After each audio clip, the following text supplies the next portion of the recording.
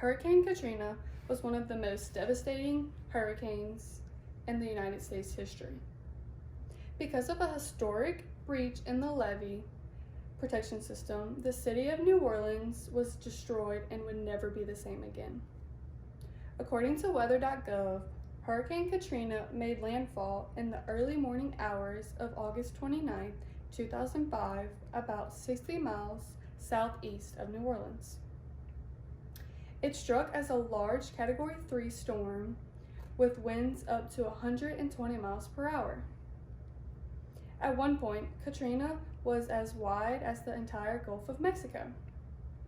Initially, officials thought New Orleans had been spared the brunt of the storm because the worst wind damage was to the east, around Biloxi, Mississippi.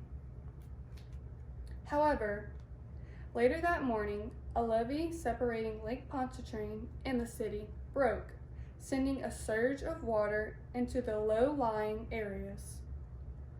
This was a worst-case scenario for the New Orleans. Much of the city was very quickly underwater. An article published on History.com stated that although about 80% of the people in the city had followed the mandatory evacuation and fled, there were still about 100,000 people who remained. These were mostly the poor with no access to transportation, with their homes rapidly flooding. They were forced to seek refuge in attics and on rooftops. The federal government was slow to recognize the extent of damage and need in the city.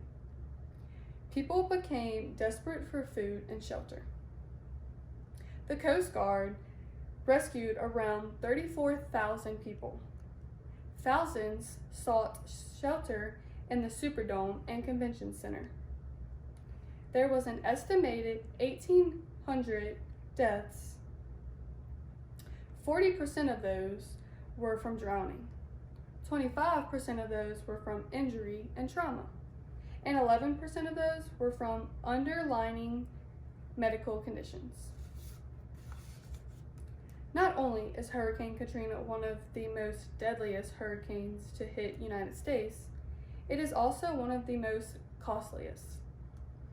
According to an article published in National Geographic in 2019, Hurricane Katrina caused an estimated $108 billion in damage.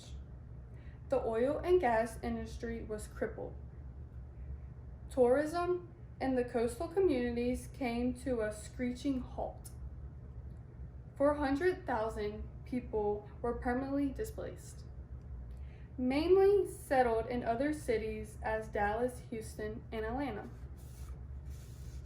Because of the widespread destruction and loss of life, Hurricane Katrina can be considered one of the worst storms in the United States history.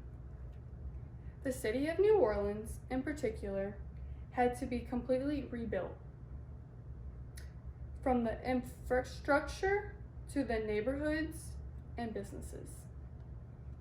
Although it is now up to about 80% of its pre-Katrina population, it is now a much more culturally diverse city.